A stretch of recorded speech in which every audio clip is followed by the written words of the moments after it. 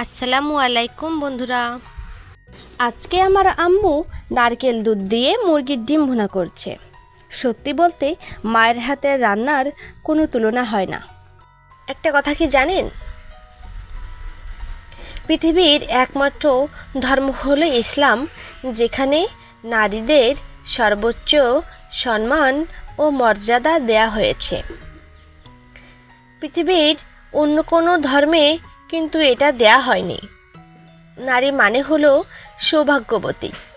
যখন সে বাবার বাড়ি থাকে তখন হয় রাজকুমারী, আর যখন স্বামীর ঘরে যায় তখন হয় রাজরানী, আর যখন মা হয় তখন হয় জান্নাত।